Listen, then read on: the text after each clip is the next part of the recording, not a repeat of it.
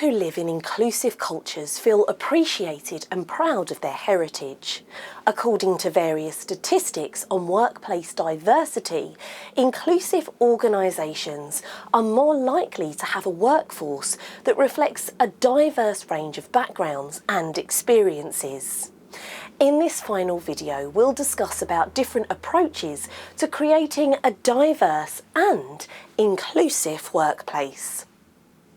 You can lessen the possibility of both direct and indirect discrimination in the workplace by implementing strategies that support and promote equality, diversity and inclusion. Let's have a look at some practices to support equality and minimise discrimination. Working with people mindfully. Making no assumptions about others. Being non-judgmental. Treating everyone as an individual. Being informed of the laws governing equality. Assisting in the creation of a discrimination-free atmosphere. Following organisations' work culture, regulations and procedures. The inclusion promoting habits mentioned just now should be incorporated into your daily work routine and ingrained in your organisation's culture. The chances of occurring discrimination are considerably lowered if you do so because everyone will work together to ensure that everyone is included in the process and they will respect each other's beliefs, values, wishes and preferences. Discrimination will not be tolerated and will be challenged if it occurs, whether it is direct or indirect. Another way of creating an ideal workplace is to implement diversity.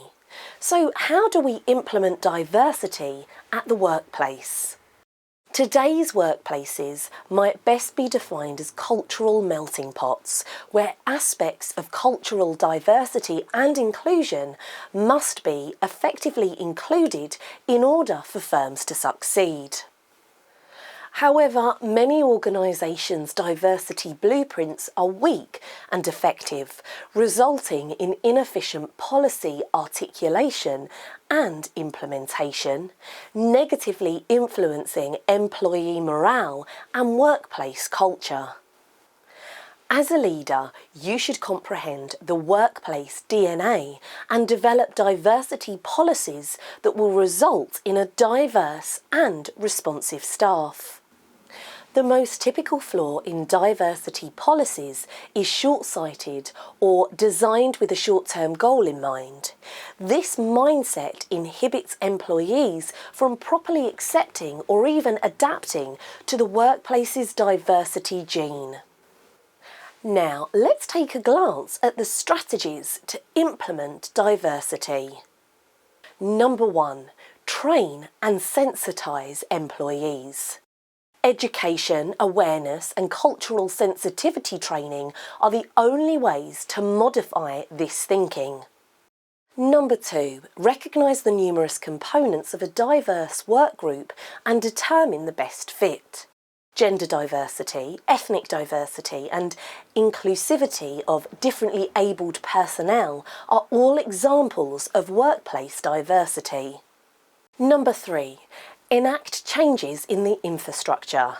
When hiring physically impaired staff, the organisation's infrastructure must be made accessible to them in order to facilitate their movement and day-to-day operations. Number 4. Maintain a strategic and inclusive approach. Incorporating diversity initiatives into the organisation's values, vision, marketing strategy, public image, technology and operational procedures is one of the most remarkable ways to keep things strategic rather than cosmetic. Number 5. Don't categorise people. Organisations' HR departments should organise events, mentoring sessions and policies to break down cultural boundaries and allow people to join together without being identified solely through one lens. The best way for an organisation to demonstrate that it values and practices diversity is by being diverse itself. Many organisations recognise the value of a diverse workforce that reflects the community it serves. Now, let's talk about how to take steps to create a more diverse workforce. Employing a diverse range of people allows an organisation to draw on the full range of talent in the community, possess a wider understanding of its service users, make more effective decisions and avoid groupthink, improve its reputation. Affirmative action policy is another effective way to promote and practice equality, diversity and inclusion in the workplace.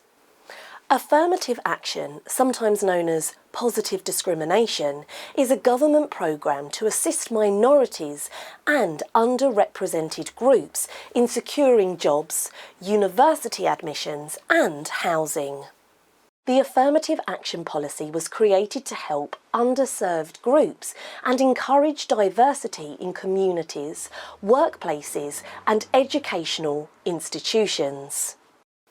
Not only implementing and practicing equality, diversity and inclusion is enough. Monitoring EDI is also equally important to ensure the organisation is working legitimately.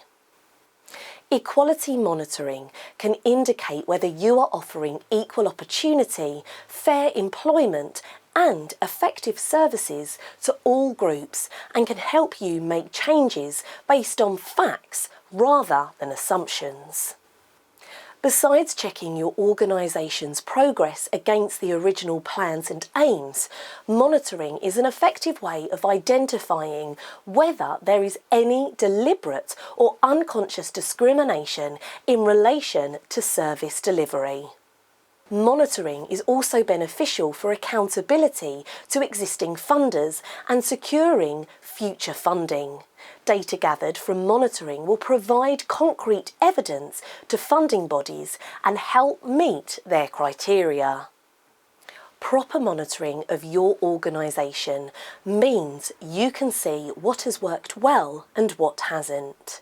You can then use this information to improve future procedures. And here we are at the end of the course. You got to learn the basics of equality, diversity and inclusion, EDI, the protected characteristics under UK laws, inappropriate behaviour and toxic work culture, implementing EDI in organisational policy and how to create an ideal workplace. We hope that you had a great time learning about these topics. It is our belief that learning should be fun, effective and lifelong. Don't forget to share what you have learned with others. Thanks for staying with us till the end. See you in the next one.